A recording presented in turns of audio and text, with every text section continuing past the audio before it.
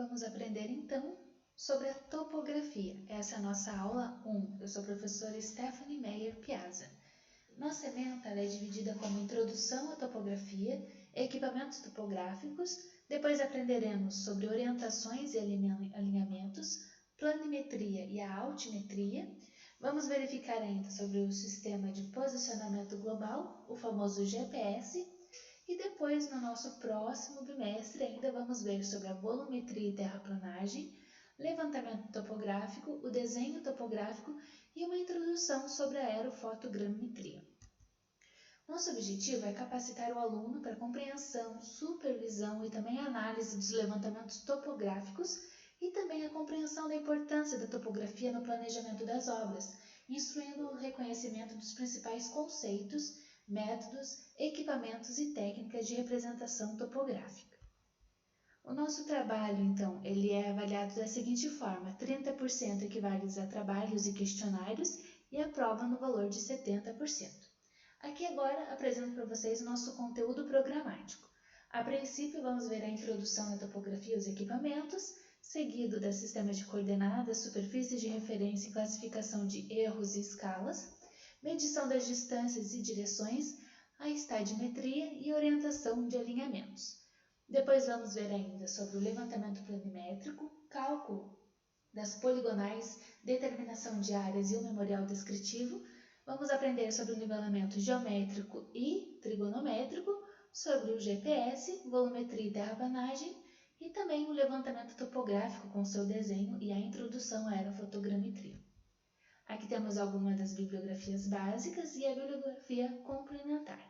Então, na nossa aula 1, ela vai falar sobre a introdução da topografia e os equipamentos, lembrando que, como definição, a topografia é a ciência que estuda as características naturais ou artificiais da superfície de um terreno.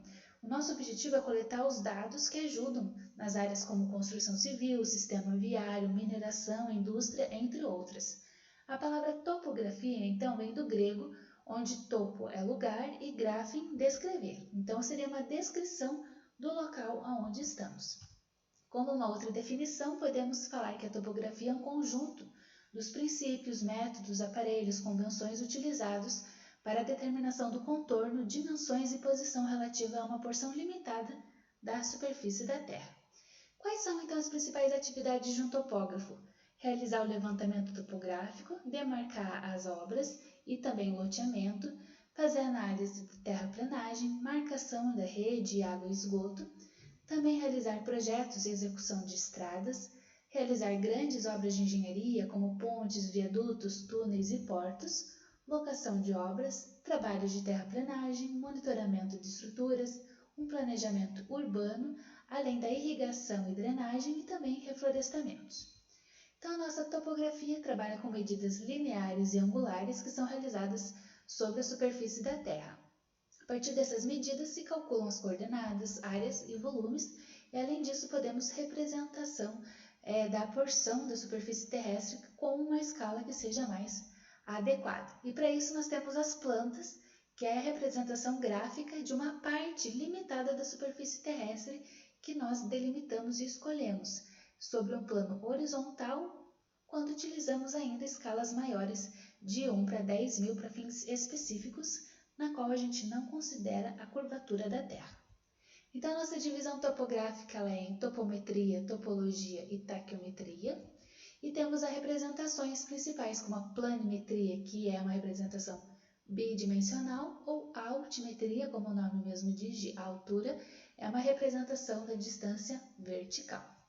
No nosso levantamento topográfico, verificamos que podemos ainda fazer uma medição precisa das divisas, distâncias e diferenças de nível de um determinado terreno.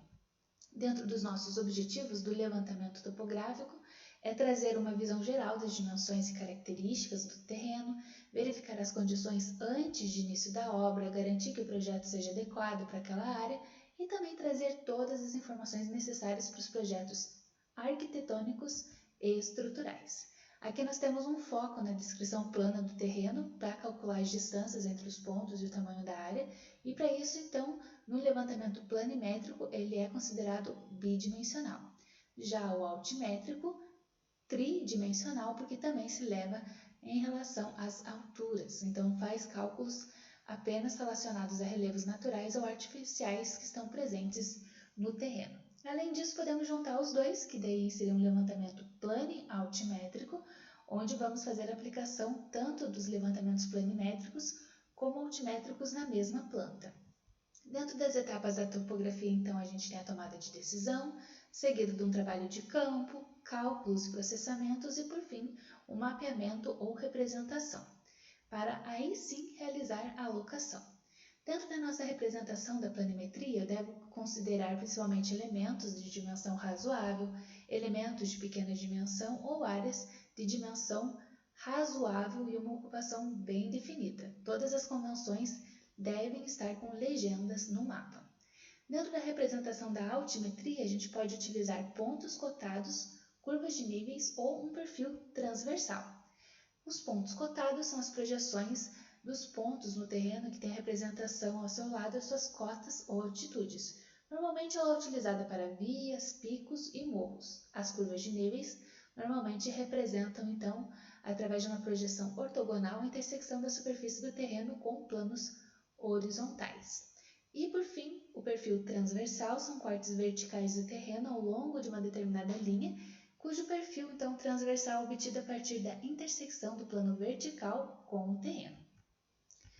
Aprendemos ainda sobre a superfície da Terra, lembrando que nós temos a superfície física da Terra, nós temos o geóide, que é uma representação mais aproximada, e, por fim, o elipsoide, que é aquela que utiliza os modelos matemáticos. Então, a geóide é a superfície equipotencial, condicionada ao nível médio do mar, e a elipsoide já é uma figura matemática. Aprendemos ainda sobre o modelo plano, onde consideramos a porção da Terra como sendo plana naquela área onde eu vou estudar para simplificar a topografia.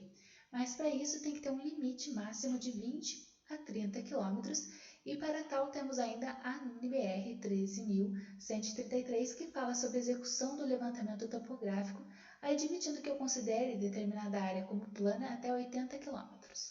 Aqui nós temos o modelo desse plano e, em alguns casos, também a consideração do eixo Y como uma direção notável do terreno. Vimos ainda sobre o datum, que é um sistema de referência utilizado na relação dos levantamentos. Nós temos o datum horizontal, cujo oficial no Brasil é o CIRGAS 2000. Também pode ser utilizado elipsoide GRS 80 e também orientação geocêntrica. Dentro do nosso datum vertical, então, a origem das altitudes é o nível médio dos mares e a gente tem, então, essa grande referencial altimétrico que está no Porto de Imbituva, em Santa Catarina.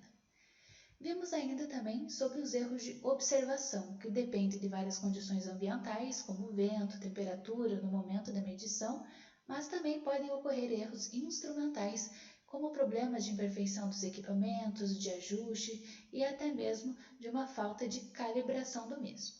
Outro erro são os erros pessoais, que são relacionados às falhas humanas, como uma falta de atenção, cansaço e até mesmo uma manutenção errônea.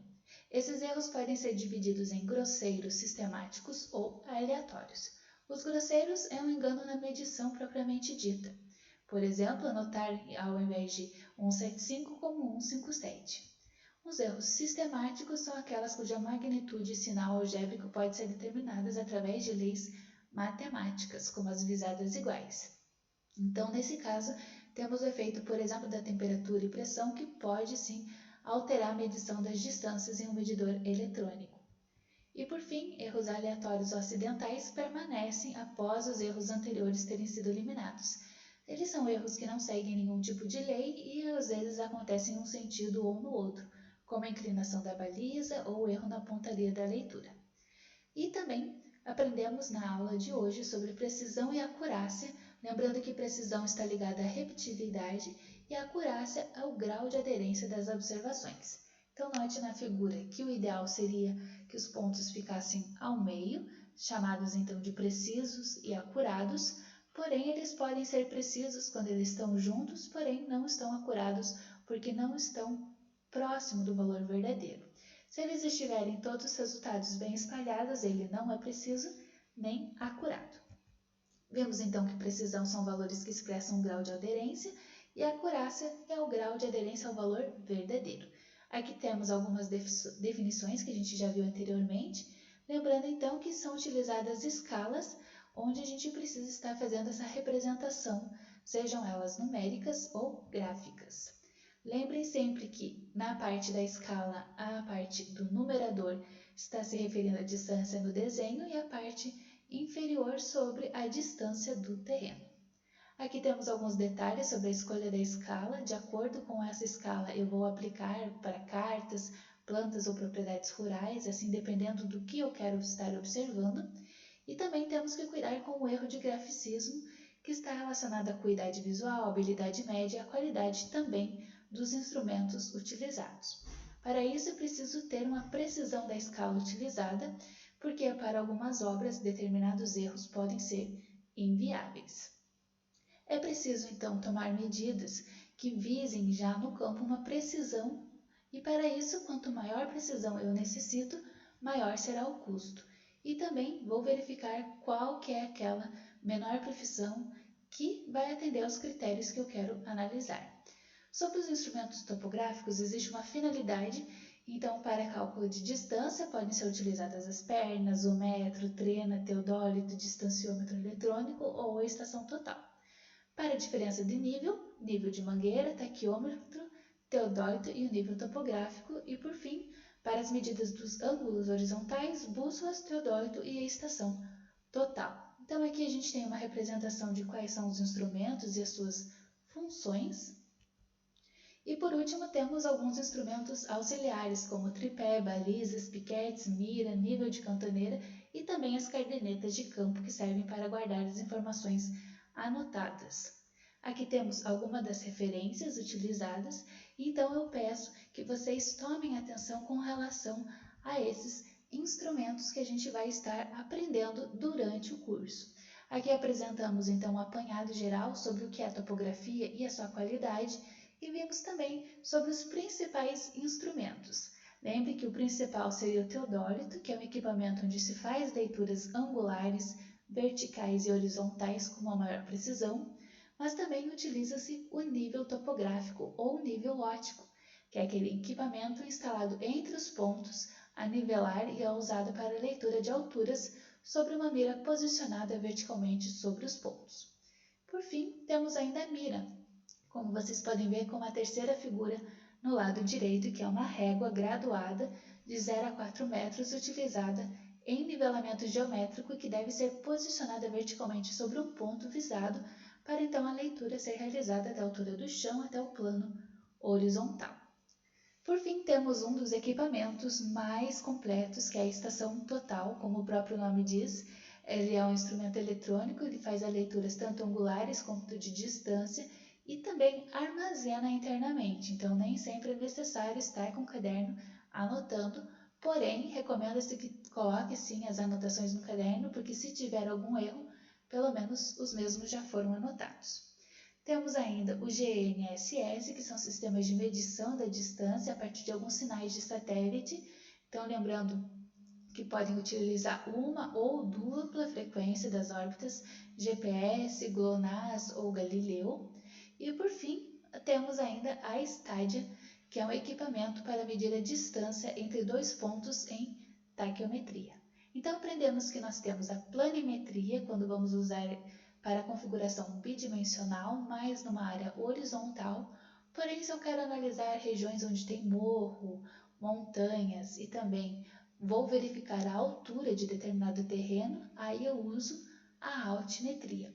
Então, é muito importante que vocês revejam esse material, sempre vai estar disponíveis para vocês, tanto esses slides, como um vídeo de 15 minutos dentro do AVA que vocês podem baixar e retirar as dúvidas. Lembrando que a professora segue de maneira também presencial, dando as aulas, e vocês podem também estar tirando dúvidas durante toda a aprendizagem. Vamos aprender então sobre a topografia, a sua importância, relevância dentro da área então da engenharia civil, demais engenharias e como podemos então estar aprendendo um pouco mais sobre esses assuntos. Por fim, temos algumas referências bibliográficas que também foram utilizadas para essa análise. Então, temos o de Borges, que fala sobre a topografia, Se querem aprender um pouco mais sobre conceitos básicos, o início da topografia, é possível utilizar o livro de Diniz, mas também temos como outras fontes bibliográficas o curso de topografia do Spartel e, por fim, um pouco sobre a topografia contemporânea, mais verificando a parte da planimetria pelo log. Então, qualquer dúvida que vocês tenham, a professora sempre vai estar disponibilizando materiais para vocês e sigo à disposição, desejando a todos bons estudos.